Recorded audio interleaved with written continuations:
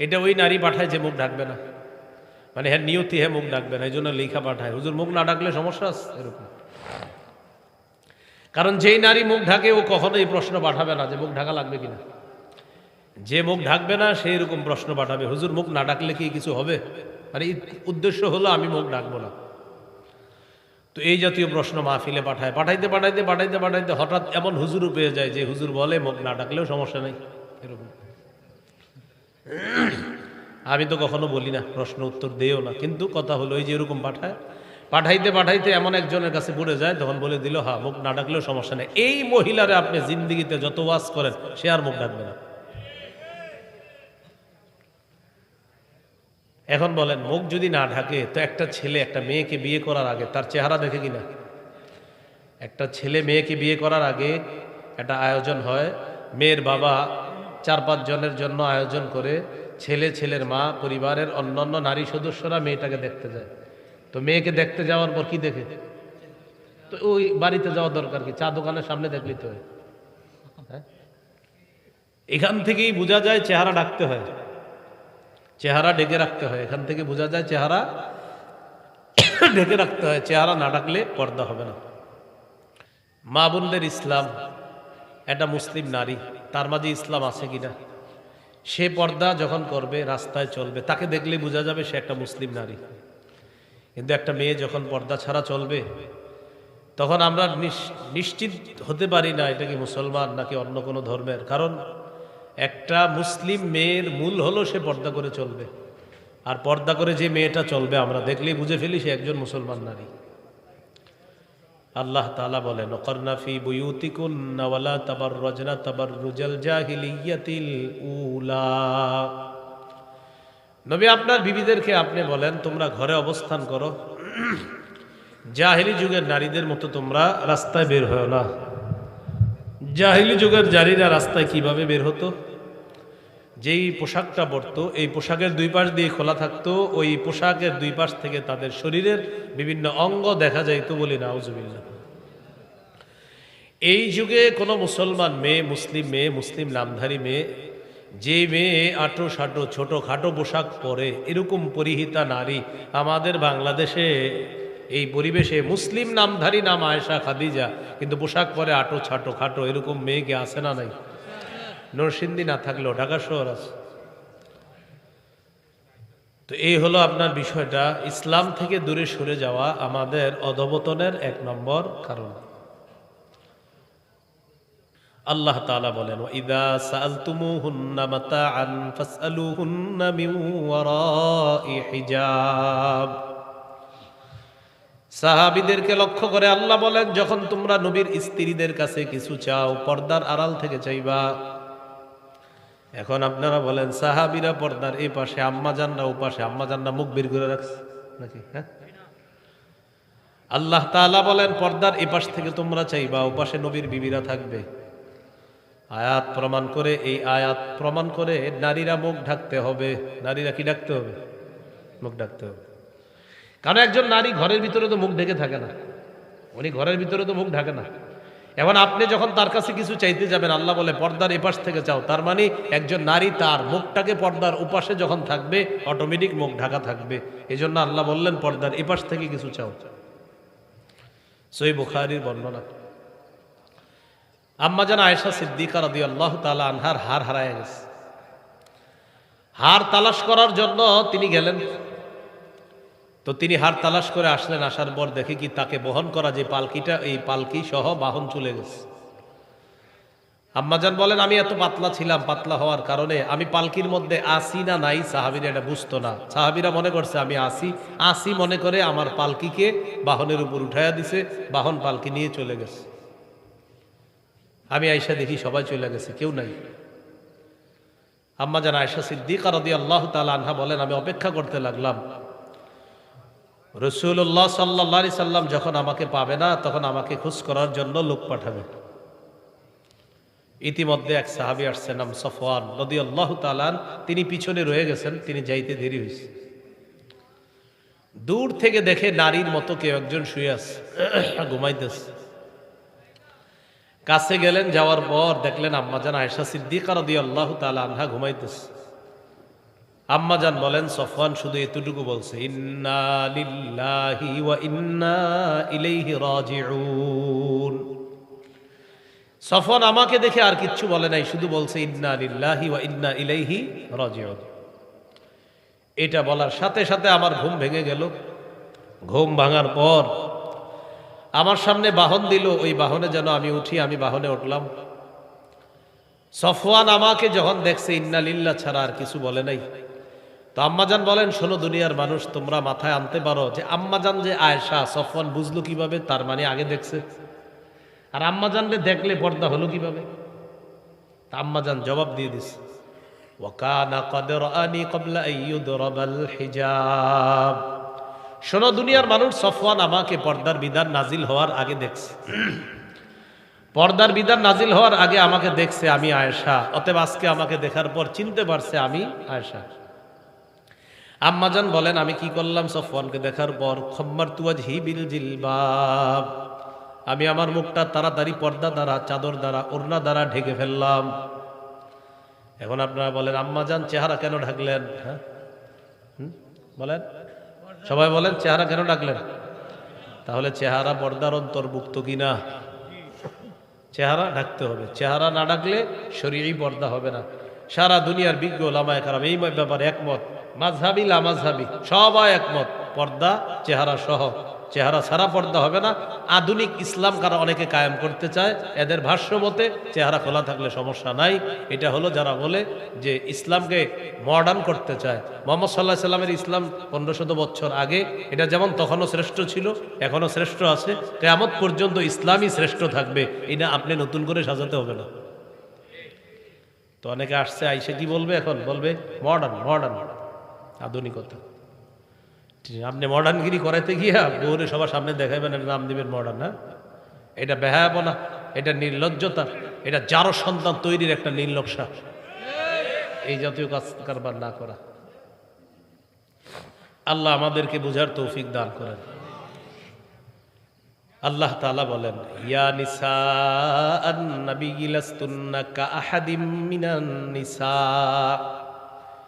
In ইত্তাকাইতুন্না ফালা তাখদা'না বিল কওলি ফায়াতমা'আল্লাযী fee কলবিহি মারাদু ওয়া কুলনা কাওলাম মা'রুফা।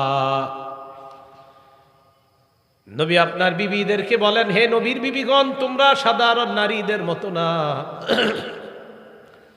তোমরা যদি আল্লাহকে ভয় করো, ফালা তাখদা'না বিল কওল, তোমরা কোমল কণ্ঠে কথা বলবা না। আল্লাহ তাআলা নবীর বিবিদেরকে বলতেছেন কোমল কণ্ঠে কথা বলবা না। ফায়াতমা'আল্লাযী ফী কলবিহি মারাদুন, কোমল কণ্ঠে যদি কথা বলো, যার অন্তরের মধ্যে রোগ আছে, এই রোগগ্রস্ত অন্তরওয়ালা মানুষটা বিপদে পড়বে। যার অন্তরের মধ্যে ব্যাধি আছে সে বিপদে পড়ে যাবে। কারণ কোমল কণ্ঠের কথা, এই কোমল কণ্ঠের কথা যদি শুনে তার অন্তরের মধ্যে খারাপ ধারণা সৃষ্টি হবে। তাহলে দেখেন, নারীর কণ্ঠটাও আল্লাহ পর্দা বলছেন। আল্লাহ তাআলা বলেন, নারী তুমি কোমল কণ্ঠেও কথা বলবা না। যেখানে কণ্ঠটা পর্দা বলছে, তো সেখানে চেহারা কি হবে? আল্লাহ বললেন তোমাদের কণ্ঠ, এটাও পর্দা। এজন্য দেখবেন এই যুগের পোলাবানরা মারে সালাম দেয় না, স্ত্রীরে সালাম দেয় না, রাস্তার এক বেডিরে 14 বার সালাম দেয়। আম্মার কণ্ঠ, এটা তো মা। বোনের কণ্ঠ, এটা তো বোন। স্ত্রীর কণ্ঠ, এটা স্ত্রী। স্ত্রীর সালাম দে কিভাবে? হুজুর এটা খ্যাত খ্যাত লাগে। রাস্তায় যারা সালাম দেন এটা খুব খ্যাত খ্যাত লাগে না? হ্যাঁ, মানে আম্মারে বলবে আসসালামু আলাইকুম, এটা লজ্জা করে। আম্মারে আবার কিভাবে আসসালামু আলাইকুম বলে? আব্বারে আসসালামু আলাইকুম বলবে, মোয়ানাকা করবে। হুজুর আব্বার সাথে মোয়ানাকা, আসসালাম, কেমন কথা? কিন্তু এই লোক যখন ফোনে কোনো নারী কণ্ঠ পায়, তখন দেখবেন সালাম একবারের জায়গায় 14 বার দেয়, আর কথাবার্তা তো আছেই। তো এই লোক ঘরে সালাম দেয় না, পরিবারকে সালাম দেয় না, কিন্তু সে অন্য জায়গায় যেখানে গুনাহ হবে সেখানে আপনার শুধু সালাম না, উনি কথাও বলতে চায়, রাস্তা দেখায় দিবে, আরো কত কিছু করবে। আল্লাহ আমাদেরকে হেফাজত করেন। তাহলে বলেন, যেখানে নারীর কণ্ঠ পর্দা, সেখানে চেহারা পর্দা কিনা? আমাদের মা বোনরা চেহারা ঢেকে রাখা, এটা তাদের ইসলামের পরিচয়, মুসলমানের পরিচয়। একটা নারী, মুসলিম নারী, সে পর্দার মধ্যে থাকবে, এটাই তার শ্রেষ্ঠত্ব, এটাই তার সৌন্দর্য, এটাই তার পরিচয়। কোন নারী তার চেহারা প্রদর্শন করা, এটা একজন নারীর ইসলামের পরিচয় হতে পারে না। সহিহ মুসলিমের বর্ণনা 3532 নম্বর হাদিস। قال رسول الله صلى الله عليه وسلم الدنيا متاع وخير متاع الدنيا المرأة الصالحة। নবীজি বলেন দুনিয়াটা হলো ভোগের জায়গা, এই পৃথিবীর মধ্যে সবচেয়ে শ্রেষ্ঠ সম্পদ হলো একজন নেককার নারী। সুবহানাল্লাহ। তাহলে পৃথিবীর শ্রেষ্ঠ সম্পদ একজন নেককার নারী। এইগুলো আপনার ইসলাম থেকে দূরে সরে যাওয়া, এটা আমাদের অধঃপতনের এক নাম্বার কারণ। মুসলমান আমরা যারা আছি আমাদের অধঃপতনের 2 নাম্বার কারণ, আমরা যারা ইসলাম ধর্ম পালন করি আমাদের ধর্মের একটা ধর্মীয় গ্রন্থ আছে, কি নাম? আল কোরআন। এই যে যারা যারা বলছেন আল কোরআন, রমজানের পর থেকে এই পর্যন্ত এমনি নামাজ ছাড়া কে কয়বার খুলে দেখছেন কোরআনটা? হাত তোলা দরকার নেই। হ্যাঁ, রমজানেও পড়ছেন কিনা সেটা ভিন্ন বিষয়, কারণ রমজানে অনেকে কোরআন দেখে দেখে পড়ে, কিন্তু আপনি রমজান থেকে এই পর্যন্ত এই যে সুন্দর করে বললেন আমাদের ধর্মের ধর্মীয় গ্রন্থের নাম আল কোরআন, কিন্তু আল কোরআনটা আপনি এই পর্যন্ত খুলে দেখলেন না। তো আপনি বলেন আল কোরআন পড়বেটাকে? আমরা মুসলমান, আমরা না পড়লে এটা কে পড়বে? এই জন্য আল্লাহ তাআলা বলেন মানুষ প্রকৃত মানুষ হয় কোরআন পড়লে, কোরআন শিখলে। সুবহানাল্লাহ। আর রহমান আল্লামাল কোরআন খালাকাল ইনসান। আল্লাহ তাআলা বলেন আর রহমান, রহমান আল্লামাল কোরআন, দয়াময় আল্লাহ যিনি কোরআন শিখাইছেন, খালাকাল ইনসান মানুষ বানিয়েছেন। এখন আপনারা বলেন মানুষ আগে বানাইছে না কোরআন আগে শিখাইছে? না, আসলে কি কোরআন আগে শিখাইছে? আমরা কি দেখি আমাদের জন্ম আগে না কোরআন শিখছি আগে? বলেন জন্ম আগে। আয়াতের উদ্দেশ্য হলো একটা মানুষ জন্মের পর জন্মগত মানুষ হয়, আসল মানুষ হয় না। কোরআন শিখার পর একজন মানুষ আসল মানুষ হয়ে যায়। এই জন্য আল্লাহ তাআলা বলেন আর রহমান আল্লামাল কোরআন, দয়াময় আল্লাহ তিনি যিনি কোরআন শিখাইছে। কাকে? জন্মগত মানুষকে কোরআন শিখাইছে। শিখানোর পর খলাকল ইনসান, এই জন্মগত মানুষটাকে মানুষের মতো মানুষ বানাইছে। সুবহানাল্লাহ। আর রহমান আল্লামাল কোরআন খলাকল ইনসান। তাহলে জন্মগত মানুষকে আল্লাহ কোরআন শিখিয়ে প্রকৃত মানুষ আল্লাহ বানাইছে। সহিহ বুখারীর বর্ণনা 5055 নম্বর হাদিস, আব্দুল্লাহ ইবনে মাসউদ রাদিয়াল্লাহু তাআলা আনহুর বর্ণনা। তিনি বলেন ক্বালা রাসূলুল্লাহ সাল্লাল্লাহু আলাইহি ওয়াসাল্লাম ইকরা আলাইয়া। নবীজি বললেন আব্দুল্লাহ তুমি আমাকে কোরআন পড়ে শোনাও। আব্দুল্লাহ ইবনে মাসউদ রাদিয়াল্লাহু তাআলা আনহু বললেন আকরাউ আলাইকা ওয়া আলাইকা উনজিলা। হুজুর আমি আপনাকে কোরআন পড়ে শোনাবো, কোরআন আপনার উপর নাজিল করা হয়েছে। নবীজি বললেন ইন্নী আস্তাহি আন আসমাহু মিন গায়রি, আমার মন চায় আমি মাঝে মাঝে অন্যের কাছ থেকে কোরআন তেলাওয়াত শুনি, এটাও আমার মন চায়। আব্দুল্লাহ তুমি কোরআন পড়ো, তোমার কোরআন তেলাওয়াত আমি শুনবো, এটাও আমার মন চায়। তাহলে হাদিস থেকে বোঝা যায় কোরআন পড়তে হবে, কোরআন শুনতেও হবে, কোরআন পড়তে হবে, কোরআন শুনতে হবে। মাগরিবের পর মাদ্রাসার যেই ছাত্ররা কোরআন তেলাওয়াত করে তখন সবাই হাঁটবেন আর বাদাম খাইবেন আর আঙ্গুর খাইবেন, বুড়ালি খাইবেন। না ওই যে কোরআন পরে একটা ছেলে মাগরিব পরে দেখবেন, পরে না মাহফিলে, তখন দেখবেন মঞ্চেও যে বক্তারে নিয়ে আসে তখন ওই যারা আয়োজক আইসা বলে হুজুর চা খাবেন নাকি বিস্কুট খাবেন না পানি খাবেন। ওই সময় বক্তা সাহেবও কথা বলে এর সাথে, এদিক দিয়ে কি চলতেছে, ওই ছেলেটা কোরআন পড়তেছে আর একদিন বলতেছে হুজুর চা খাবেন বিস্কুট খাবেন, আইসা বলতেছে হুজুর। কারণ কারণ কি? হুজুর কোরআন চলতেছে, তাকে একটু পরে আপনি একটু পরে খায়াটাই রেডি হন। এন কোরআন মানে এটা কিচ্ছু না, এটা এটা এটা চলতে থাকে, এটা দিয়ে সময় আমরা কাটাইতেছি, আপনাদের খাওয়াই মানে কোরআন পড়ায়া সময় কাটায়া হুজুরে খাওয়ানো। চিন্তা করছেন কত বড় গজবের কথা। কোরআন যখন পড়া হবে মাগরিবের পরে, যে ছেলে কোরআন পড়ে কেউ কোনো কাজ করবেন না, তখন সবাই কোরআন শুনবে। মাইকম্যান মাইক ঠিক করবে না, তখন মঞ্চে যারা আছে চুপচাপ সবাই কোরআন শুনবে। মাদ্রাসায় যারা আছে তখন চা পান টান ইত্যাদি সব পরিবেশন বন্ধ থাকবে। ওই অনেকে মাদ্রাসায় তখন চা পান খায়, সব বন্ধ। ওই সময় কোরআন যখন পড়া হবে পুরা চারদিকে স্টপ, তখন সবাই কোরআন শুনবে। কিন্তু দেখেন কি বলে, কয় হুজুর কোরআন তেলাওয়াতটা হইতেছে, এটা হইতে হইতে আপনি চাটা শেষ করেন পরে গিয়ে মানে কোরআন তেলাওয়াতটা দিয়ে সময়টা কাটাইতেছি আপনি চাটা শেষ করেন। না, বেয়াদবি কোরআনের সাথে। তাহলে কোরআন পড়বো, কোরআন শুনবো। হ্যাঁ, কোরআন পড়বো, কোরআন শুনবো ইনশাআল্লাহ। একদিন রাতে রাসূল সাল্লাল্লাহু আলাইহি সাল্লাম বের হয়েছে তার স্ত্রী আয়েশা সিদ্দিকা রাদিয়াল্লাহু তাআলা আনহাকে নিয়ে। বের হওয়ার পর দেখে এক জায়গায় এক সাহাবী আবু মুসা আশআরী রাদিয়াল্লাহু তাআলা দাঁড়ায় দাঁড়ায় কোরআন পড়তেছে। সুবহানাল্লাহ। নবী তার বিবি আম্মা জান আয়েশা সিদ্দিকা রাদিয়াল্লাহু তাআলা আনহাকে বললেন, আয়েশা চুপচাপ কোরআন তেলাওয়াত শোনো। একবার কল্পনায় আনেন একজন সাহাবী কোরআন পড়তেছে, তার পিছনে ওই মানুষটা দাঁড়িয়ে আছে যার উপর আল্লাহ কোরআন নাজিল করছে। সুবহানাল্লাহ। নবীজি কোরআন তেলাওয়াত শুনলেন, তার স্ত্রী আম্মা জান আয়েশা সিদ্দিকা রাদিয়াল্লাহু তাআলা আনহা তিনিও কোরআন তেলাওয়াত শুনলেন। উভয়ে কোরআন তেলাওয়াত শোনার পর চুপে চুপে আবার পিছনে চলে গেলেন। পরের দিন আবু মুসা রাদিয়াল্লাহু তাআলা আল্লাহ নবীর কাছে গেলেন। যাওয়ার পর বললেন, আল্লাহ নবী আবু মুসাকে ডাক দিয়ে বলে, আবু মুসা, গত রাতে তুমি কোরআন তেলাওয়াত করতেছিলে অমুক জায়গায় দাঁড়ায় দাঁড়ায়। সুবহানাল্লাহ। আবু মুসা আশআরী রাদিয়াল্লাহু তাআলা আনহু বললেন, ইয়া রাসূলুল্লাহ, লাউ আলিমতু বিমাকানিকা লাহাব্বারতু লাকা তাহবীরা। হুজুর, আমি যদি জানতাম আমার পিছনে আপনি দাঁড়িয়ে আছেন, আমি যদি জানতাম তাহলে আমি আরো সুন্দর করে কোরআন তেলাওয়াত করতাম। হুজুর, আপনি আমার তেলাওয়াত শুনছেন, আমি জানলে আমি আরো সুন্দর করে কোরআন তেলাওয়াত করতাম। তো মনে আসেনি আব্দুল্লাহ ইবনে মাসউদকে বলতেছে, হুজুর, যে নবীজি বলতেছে, আব্দুল্লাহ তুমি কোরআন পড়ে শোনাও। আব্দুল্লাহ ইবনে মাসউদ রাদিয়াল্লাহু তাআলা আনহু বললেন, আকরাউ আলাইকা ওয়া আলাইকা উনজিলা। ইয়া রাসূলুল্লাহ, আমি আপনাকে কোরআন পড়ে শোনাবো, কোরআন তো আপনার উপর নাজিল করা হয়েছে।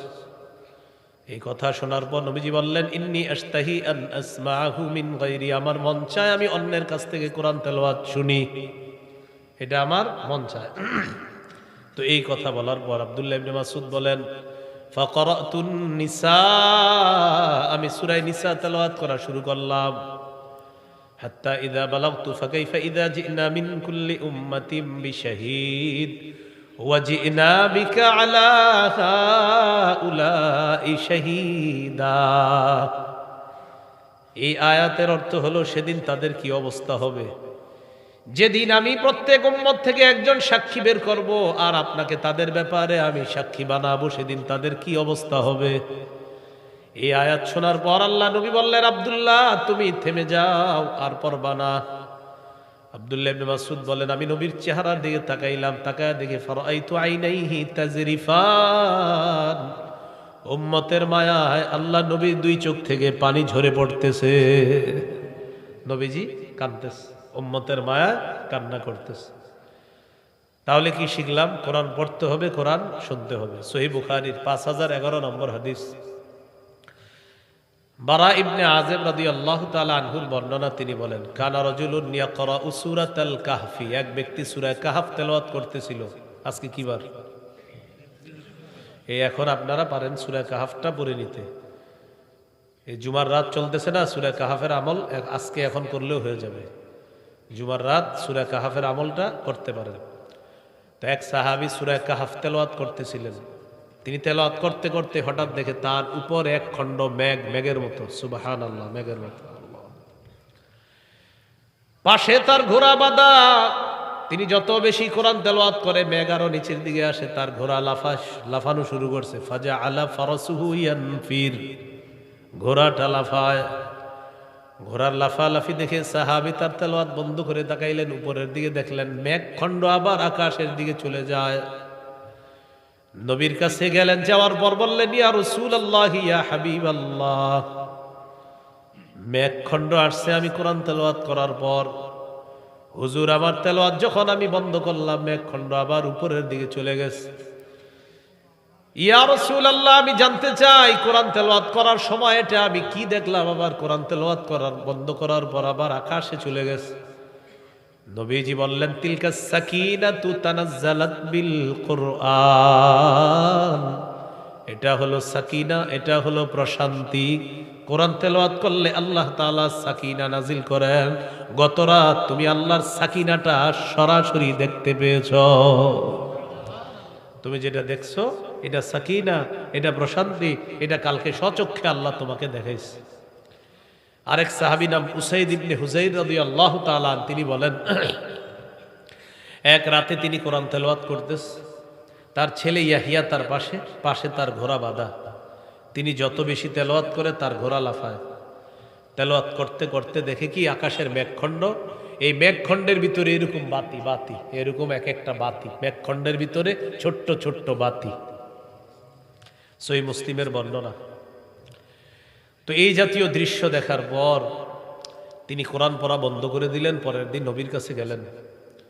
যাওয়ার পর নবীকে বললেন, ইয়া রাসূলুল্লাহ, আমি রাতের বেলা এই দৃশ্য দেখলাম। নবীজি বললেন, ইকরা ইবনে হুজাইর ও উসাইদ ইবনে হুজাইর, তুমি যদি আরো তেলাওয়াত করতা। সাহাবী বললেন, ইয়া রাসূলুল্লাহ, আরো তেলাওয়াত করছি, যত তেলাওয়াত করি ঘোড়া তত লাফায়। নবীজি বলেন, ইকরা ইবনে হুজাইর ও উসাইদ ইবনে হুজাইর, তুমি যদি আরো তেলাওয়াত করতা। সাহাবী বলেন, হুজুর আরো তেলাওয়াত করছি, ঘোড়া আরো লাফায়। নবীজি বলেন, ও উসাইদ ইবনে হুজাইর, তুমি যদি আরো তেলাওয়াত করতা। সাহাবী বলেন, হুজুর আরো তেলাওয়াত করছি, ঘোড়া আরো লাফায়। খাশিতু আন তাতা ইয়াহইয়া, আমি ভয় পেয়ে গেলাম ঘোড়া লাফাইতে লাফাইতে না জানি আমার সন্তান ইয়াহিয়াকে পিষ্ট করে আমার সন্তানটা মারা যায়। এই টেনশনে আমি কোরআন পড়া বন্ধ করে দিলাম। নবীজি বলেন, ইকরা ইবনে হুজাইর ও উসাইদ ইবনে হুজাইর, তুমি যদি আরো কোরআন তেলাওয়াত করতা। তুমি জানোনি কাদেরকে দেখছো? এই যে আকাশের মেঘখণ্ড তোমার বাড়ির উপর চলে আসছে, ভিতরে লাইট দেখলা, বাতি দেখলা, তিলকাল মালাইকাতু তাসতামিউ লিকিরাআতিক, এরা ছিল আল্লাহর অসংখ্য অগণিত ফেরেশতা, তারা দুনিয়াতে চলে আসছে তোমার কোরআন তেলাওয়াত শোনার জন্য। তাহলে উম্মত গোমরাহ হওয়া, উম্মত অধঃপতন হওয়া দ্বিতীয় কারণ কোরআন ছেড়ে দেওয়া। আমাদের নাম মুসলমান, ধর্মের নাম ইসলাম, আমাদের ধর্মীয় গ্রন্থের নাম কোরআন, এই কোরআন আমরা ছেড়ে দেওয়া, এটা আমাদের অধঃপতনের 2 নম্বর কারণ। তাহলে ভাই কোরআন পড়বো, কোরআন শুনবো ইনশাআল্লাহ। তিরমিজির হাদিস 2909 নম্বর হাদিস, 2909। قال رسول الله صلى الله عليه وسلم خيركم من تعلم القرآن وعلمه, নবীজি বলেন, তোমাদের মধ্যে সর্বোত্তম ওই ব্যক্তি যে কোরআন শিখে অন্যকে শিখায়, সে সর্বোত্তম। তিরমিজির 2910 নম্বর হাদিস। قال رسول الله صلى الله عليه وسلم من قرأ حرفا من كتاب الله فله به حسنة والحسنة بعشر أمثالها لا أقول ألف لام ميم حرف ولكن ألف حرف ولام حرف وميم حرف। নবীজি বলেন, কোরআনের একটা অক্ষর যদি কেউ জবানে উচ্চারণ করে, সাথে সাথে তার আমলনামায় 10টা নেকি লেখা হয়ে যায়। লা আকুলু আলিফ লাম মিম হারফুন, নবীজি বলেন আলিফ লাম মিম পুরাটা একটা অক্ষর, আমি এমনটা বলি না, বরং আলিফ একটা অক্ষর, লাম একটা অক্ষর, মিম একটা অক্ষর। কেউ যদি এই 3টে অক্ষর মুখ দিয়ে উচ্চারণ করে, আল্লাহ তাআলা তার আমলনামায় সাথে সাথে 30টা নেকি লিপিবদ্ধ করে দেয়। কয়টা নেকি? 30টা নেকি। তাহলে কোরআন পড়বো, কোরআন শুনবো, শুনবো তো ইনশাআল্লাহ, পড়বো আবার শুনবো, উভয় আমল করবো। সূরা ফাতির আল্লাহ তাআলা বলেন, ইন্নাল্লাযীনা ইয়াতলুনা কিতাবাল্লাহ ওয়া আকামুস সালাহ ওয়া আনফাকু মিম্মা রাযাকনাহুম সিররাও ওয়া আলানিয়াতান ইয়ারজুনা তিজারাতান লান তাবুর। আল্লাহ তাআলা বলেন, যারা নিয়মিত কোরআন তেলাওয়াত করবে, যারা নামাজ আদায় করবে, যারা দান সদকা করবে, গোপনেও দান করবে, প্রকাশ্যে দান করবে, তারা এমন এক ব্যবসা করে যে ব্যবসায় কখনো লস নাই, লাভ আর লাভ। সেই ব্যবসায় কি লাভ আর লাভ? সেটা কি লাভটা কি? লিওয়াফিয়াহুম উজুরহুম, আল্লাহ তাআলা যেন তাদেরকে তাদের পূর্ণ প্রতিদান দিয়ে দেয়। ওয়ায়াজিদাহুম মিন ফাদলি, দুনিয়াতে আল্লাহ তাদেরকে প্রতিদিন তাদের মর্যাদা বাড়ায়া দিবেন। শুধু তাই না, আখিরাতে আল্লাহ তাদেরকে ভরপুর সওয়াবের মালিক বানায়া দিবেন। এই হলো কোরআন তেলাওয়াত করা। কোরআনে মানুষের মর্যাদা বাড়ায়। ইবনে মাজাহ হাদিসের কিতাব 218 নম্বর হাদিস। ওমর ইবনুল খাত্তাব রাদিয়াল্লাহু তাআলা এক ব্যক্তিকে মক্কার গভর্নর বানিয়ে দিছে। তো মক্কার গভর্নরের দায়িত্ব হলো মক্কার আশেপাশের যে এলাকা আছে এগুলা দেখাশোনা করা। এখন একদিন এই মক্কার গভর্নরের সাথে দেখা হয়েছে হযরত ওমরের। কোথায়? উসফান নামক জায়গার নাম উসফান। সেখানে দেখা হওয়ার পর হযরত ওমর ফারুক রাদিয়াল্লাহু তাআলা আনহু বললেন, আচ্ছা কি অবস্থা মক্কার আশেপাশে যে এলাকাগুলা, এই এলাকার দায়িত্ব ঠিকমতো পালন হচ্ছে তো? জি হযরত হচ্ছে। কাকে প্রশাসক বানাইছো? তো বলতেছে রাজুলুম মিন মাওয়ালিনা। ভাই কয়েল ধরাইছেন নাকি কেউ এখানে? হ্যাঁ কয়েল ধরাইছে কেউ? দেখেন কিন্তু, হ্যাঁ কয়েল ধরায় না, হ্যাঁ সাবধান, একটু পরে কিন্তু ঝামেলা শুরু হয়ে যাবে আমার কয়েল ধরাইলে। হ্যাঁ কিছু একটা ধরানো হয়েছে আগুন জাতীয়। হ্যাঁ মানে আগুন জাতীয় আশেপাশে যদি কিছু ধরায় থাকেন তো কিন্তু একটু পরে আল্লাহ না করেন সমস্যা হতে পারে আমার। হ্যাঁ তো এখন ওমর ফারুক রাদিয়াল্লাহু তাআলা আনহু বললেন, কাকে প্রশাসক বানাইছে? তো বলতেছে রাজুলুম মিন মাওয়ালিনা, আমাদের মাঝে একজন গোলাম আছে, গোলামকে প্রশাসক বানাই দিছি। কারে? গোলামকে প্রশাসক। ওমর ফারুক রাদিয়াল্লাহু তাআলা আনহু বললেন, ইস্তামালতা রাজুলাম মিন মাওয়ালিকুম, একজন গোলামকে প্রশাসক বানায়া দিলা? কয় জি হুজুর। কয় গোলামটার নাম কি? কয় ইবনু আবজা। কি নাম দেখেন নাম কি? ইবনে আবজা। ওমর ফারুক বলেন, মান ইবনু আবজা? ইবনে আবজা আবার কে? তিনি জবাব দিলেন, রাজুলুম মিন মাওয়ালিনা, আমাদের একজন আজাদকৃত গোলাম। ওমর ফারুক বললেন, এত বড় একটা এলাকার দায়িত্ব একজন গোলামকে দিয়ে দিলা, সে কি দায়িত্ব পালন করবে? মক্কার গভর্নর জবাব দিলেন, আমিরুল মুমিনিন, যদিও লোকটা গোলাম ছিল এখন তো আর গোলাম না, এখন আজাদ। হ্যাঁ বলতে পারেন গোলাম থাকার কারণে সে তো পড়াশোনা করে নাই, না এমনটা না। আমি তার 3টা গুণের কারণে আমি তাকে এই আশেপাশের এলাকার প্রশাসক বানায়া দিছি। কয় গুণের কারণে? 3 গুণ। 1 নাম্বার, কারিউন লিকিতাবিল্লাহ, এই লোকটা যদিও গোলাম কিন্তু আল্লাহর কোরআনের আলেম, সুবহানাল্লাহ। 2 নাম্বার, ও আলিমুন বিল ফারাইজ, লোকটা ফরজ বিদ্যা সম্পর্কে জানে। 3 নাম্বার, ও কাজিন, বিচার ব্যবস্থা ভালো জানে। এই 3 গুণের কারণে আমি তাকে আশেপাশের এলাকার প্রশাসক বানায়া দিছি। ওমর ফারুক বলে, আমার বুঝে আসছে, আমি আল্লাহ নবীকে বলতে শুনেছি, ইন্নাল্লাহা ইয়ারফাউ বিহাদাল কিতাবি আকওয়ামা ওয়া ইয়াদউ বিহি আখারিনা, আল্লাহ তাআলা এই কিতাবের মাধ্যমে, এই কোরআনের মাধ্যমে এক দলের মর্যাদা বাড়ায় দেয়, আরেক দলকে অপদস্থ করে ছাড়ে। যারা কোরআন অনুযায়ী আমল করে তাদের সম্মান মর্যাদা আল্লাহ বাড়ায় দেয়, আর যারা কোরআন অনুযায়ী আমল করে না তাদেরকে আল্লাহ অপদস্থ লাঞ্ছিত করে ছাড়ে। নাউজুবিল্লাহ।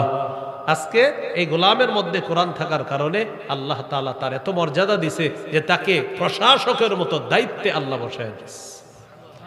তাহলে বলেন কোরআন সম্মান কমায় না বাড়ায়? বাড়ায়। এই জন্য যেই ছাত্র কোরআন তেলাওয়াত করে মাঝে মাঝে, ওই ছাত্রটাকে এখানে বসাইতে হবে। এখানে কোরআন তেলাওয়াত যখন দিবেন আপনারা এখানে বসাইবেন। আমরা দেখি মাঝে মাঝে আলোচক এখানে বসে আর ছাত্রটা ওখানে দাঁড়ায় তেলাওয়াত করে না এরকম? আলোচক এখানে তেলাওয়াত ওখানে না।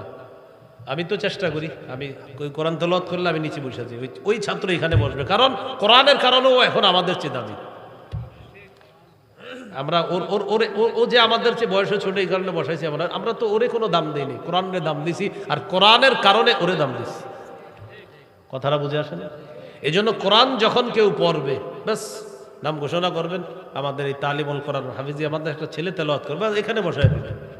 এখানে যদি কোনো মুরব্বী বসা থাকে এই পাশের কোনো চেয়ারে ওই ছেলেকে বসায় দিবেন। কেন? ও আল্লাহর কথা, আল্লাহর কালাম তেলাওয়াত করবে, সেই কালামকে সম্মান করতে হবে। আল্লাহ আমাদেরকে বুঝার তৌফিক দান করেন। তাহলে কোরআন মর্যাদা বাড়ায়। কোরআন ছেড়ে দিলে অপদস্থ, অপনমিত হতে হয়, অপমানিত হতে হয়। তো বলছিলাম আমাদের অধপতনের 2 নাম্বার কারণ কোরআন থেকে আমরা দূরে সরে গিয়েছি। কোরআন পড়িও না, কোরআন শুনিও না। কোরআনের তেলাওয়াত যখন চলে আমরা সব কাজ করি। আমরা ইদানিং দোকান চালু করি, কোরআন তেলাওয়াত করে রাখি সারাদিন। এই যে কোরআন তেলাওয়াতটা চালু করার পর আর দুনিয়ার সব কাজ করতেছি, দিদা কোরআন তেলাওয়াত চলতেছে। আল্লাহ তাআলা কোরআনের ইজ্জত করার তৌফিক দান করেন। এই গেল 2 নাম্বার কারণ। 3 নাম্বার কারণ, বলেন আমার সাথে, জীবন, যৌবন, সময়, স্বাস্থ্য, সচ্ছলতা, এই পাঁচটি মূল্যবান জিনিসকে অবমূল্যায়ন করা আমাদের অধঃপতনের কারণ। জীবন, যৌবন, সময়, স্বাস্থ্য, সচ্ছলতা, এগুলো আল্লাহর পক্ষ থেকে নেয়ামত ছিল। এই নেয়ামতকে আমরা যথাযথ কাজে লাগাই না, আমাদের অধঃপতন হয়। ক্বালা রাসূলুল্লাহ সাল্লাল্লাহু আলাইহি ওয়াসাল্লাম, নবীজি বলেন, ইগতানিম খামসান ক্বাবলা খামসিন, পাঁচটি জিনিসের আগে পাঁচটি জিনিসকে তোমরা মূল্যায়ন করো, গনিমত মনে করো। বলেন কয়টি জিনিসকে মূল্যায়ন করতে হবে? এক নাম্বার, শাবাবাকা ক্বাবলা হারামিক, তুমি বুড়া হয়ে যাওয়ার আগে তোমার যৌবন কালটাকে কাজে লাগাও। কিন্তু এখন যুবকরা বলে নামাজ পড়তে আসেন, হুজুর আরো বয়স হোক তারপর পড়বো। নবীজি বলেন যৌবন কালটা কাজে লাগাও তুমি বুড়া হওয়ার আগে। যুবক বয়সে আপনি ইবাদত যতটা উৎফুল্ল মনে করতে পারবেন, বৃদ্ধ হওয়ার পর চাইলেও করতে পারবেন না। আপনার দাদাকে গিয়ে জিজ্ঞাসা করেন, দাদা ইবাদত করতে মন চায় কিনা? দাদা বলবে, হ্যাঁ ইবাদত করতে প্রচুর মন চায়, কিন্তু শরীর দেয় না। শরীর দেয় না, শরীর দেয় না। নবীজি বলেন শাবাবাকা ক্বাবলা হারামিক, যৌবন কালটাকে প্রাধান্য দাও তুমি বুড়া হওয়ার আগে। দুই নাম্বার, ওয়াসিহহাতাকা ক্বাবলা সাকামিক, অসুস্থ হওয়ার আগে সুস্থতা অবস্থাকে তুমি গনিমত মনে করো, মূল্যায়ন করো। সুস্থতার সময় 10 বার সুবহানাল্লাহ পড়েন, দেখবেন কত সহজ। অসুস্থ হওয়ার পর এরকম করে আল্লাহ একবার, দেখেন আরেকবার বলবে আল্লাহ, এর মানে দেখেন, মানে চাইলেও পারতেছেন। অসুস্থ হয়েছেন আপনি, চাইলেও আল্লাহরে বারবার ডাকতে পারতেছেন না। আপনি মন চাইতেছে ডাকতে, যে আমি আরো ডাকি, পারতেছেন না। কিন্তু সুস্থ অবস্থায় সুবহানাল্লাহ সুবহানাল্লাহ সুবহানাল্লাহ, আপনি ইচ্ছা মতো তাসবিহ পড়তে পারতেছেন। তো অসুস্থ অবস্থায় সুবহানাল্লাহ করে বসে রয়েছেন, কারণ মুখ দিয়ে আসতেছে না, আপনি পারতেছেন না, আপনার কষ্ট হচ্ছে। এই জন্য নবী বললেন 2 নাম্বার, ওয়াসিহহাতাকা ক্বাবলা সাকামিক, অসুস্থ হওয়ার আগে সুস্থ অবস্থাটাকে মূল্যায়ন করো। 3 নাম্বার, ওয়াগিনাকা ক্বাবলা ফাকরি, তুমি দরিদ্র হওয়ার আগে তোমার সচ্ছলতাটা তুমি মূল্যায়ন করো। তাস খেলায়, জুয়া খেলায়, সুদে টাকা লাগায়, 25 দিন খায়, ঘুমায়, বিড়ি সিগারেট ইত্যাদি খায়। 26তম দিন ফোন দেয়, আব্দুর রহিম ভাই মনে আসেনি আগামী 1 তারিখে কিন্তু টাকা দেওয়ার কথা, আর ওই যে ওইটা দিবেন, ওইটা কয় না, মুখ দিয়ে কইতে শরম করে, তো ওই যে ওইটাও দিবেন কিন্তু। আর আপনার সাথে আমার লেনদেন করে খুব ভালো লাগে, মাশাআল্লাহ আপনার ইমান ঠিক আছে বলতেছে ভাই।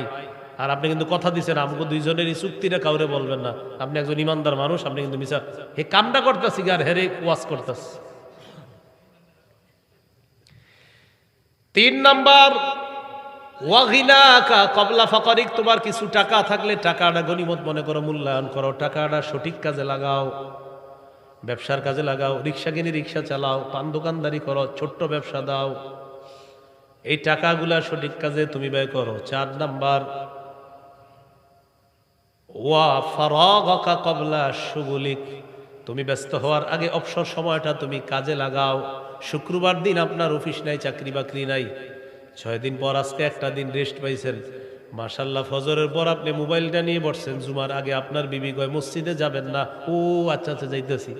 তখন গিয়ে কোনো মতে ফাসকুরুনি আজকুরকুম যখন খতিব সাহেব পড়ে, দৌড়াইয়া যায় নামাজটা নিয়ে মসজিদের পাশে কোনো মতে দাঁড়ায়, আসসালামু আলাইকুম রহমতুল্লাহ, আসসালামু আলাইকুম, দৌড় আবার যায় নামাজ নিয়ে, আবার গিয়ে এটা নিয়ে বসে গেছে হজরতকে নিয়ে। বসার পর চলতেছে কাজ, বিবি ডাকে খানা খাইতে আসেন না, মা মেয়েটা ডাকে আব্বু আসো, ছেলেটা ডাকে আব্বু আসো না, এর সময় নেই। ওয়া ফারাগাকা ক্বাবলা শুগুলিক, এ বান্দা তোর অবসর সময়টা তুই কাজে লাগা। শনিবার থেকে বৃহস্পতিবার পর্যন্ত আপনি প্রচুর ব্যস্ত, আপনি চাইলেও জিকির করতে পারবেন না, বেশি চাইলেও বেশি নফল পড়তে পারবেন না, কারণ অফিসে আপনার সময় দেওয়া লাগবে, আপনার গার্মেন্টসে কাজের মধ্যে যুক্ত হতে হবে। এই যে একটা দিন আপনি সময় পাইলেন, এই দিনটা আপনি ইবাদতে কাজে লাগান। ফজরের পর ইশরাক পড়েন, কারণ ডেলি চাইলেও পড়তে পারবেন না। এরপর বাচ্চা কাচ্চা যারা আছে তাদেরকে নিয়ে একটু হাসি তামাশা করেন, তাদের সাথে একটু কাটান, কারণ পরিবারকে সময় দেওয়া এটাও সওয়াবের অংশীদার, সুবহানাল্লাহ। তাদের সাথে কাটান। জুমার নামাজের আগে গোসল করেন, আতর লাগান, আগে আগে মসজিদের মধ্যে যান, যাওয়ার পর ওট পরিমাণ সওয়াবটা নেওয়ার চেষ্টা করেন খতিবের পাশে বসে বসে। জুমার নামাজের পর সবার আগে যাবেন আর জুমার পরে সবার পরে আসবেন। আসরের পর দাওয়াত ও তাবলীগের কাজ থাকলে একটু সময় দেন, মাগরিবের পর একটু সময় দেন, এই কাজগুলোতে সময় দেন আপনি, কারণ আগামী 6 দিন পাবেন না সুযোগ। এই একটা দিন আপনার জীবনটাকে অনেক আগায়া দিবে, আখিরাতের দিকে আপনাকে অনেক বেশি নিয়ে যাবে। ফারাগকা কবলা শুগলিক, অবসর সময়টা কাজে লাগাও ব্যস্ত হওয়ার আগে। 5 নাম্বার গুরুত্বপূর্ণ, ও হায়াতাকা কবলা মাউতিক, মরার আগে জীবনটা কাজে লাগাও, মরবা শেষ, সব শেষ। লাশকে লাশ কেন বলে? লা শাইআ, আরবিতে লা শাইআ, আরবিতে লা শাইআ মানে কিছু নাই, লা শাইআর সংক্ষেপ হলো লাশ। কি বলেন তো? লাশ মানে কিছুই না, শেষ। হ্যাঁ, লা শাইআ থেকে লাশ, ওখান থেকে আপনার তারখিম, কিছুই না, লাশ শেষ। আউয়ালুকা নুতফা ওয়া আখিরুকা নুতফা ওয়া তাহমিলু মা বাইনাহুমাল আযরা। আরবের এক কবি বলেন, তুমি প্রথমেও ছিলা সামান্য নাপাক, শেষ অবস্থাটা হবে তোমার এমন যে তুমি মরবা, পচে গলে শেষ হয়ে যাবা। তোমার আত্মীয় স্বজন তোমার এই যে মাটির নিচে লুকিয়ে আসবে, 2-3 দিন মনে করবে, 7-8 দিন পরে তোমারে আর অতটা মনেও করবে না। সর্বোচ্চ বছরে 1 দিন মনে করতে পারে, 2 বছর 3 বছর পরে আর কেউ মনে করবে না।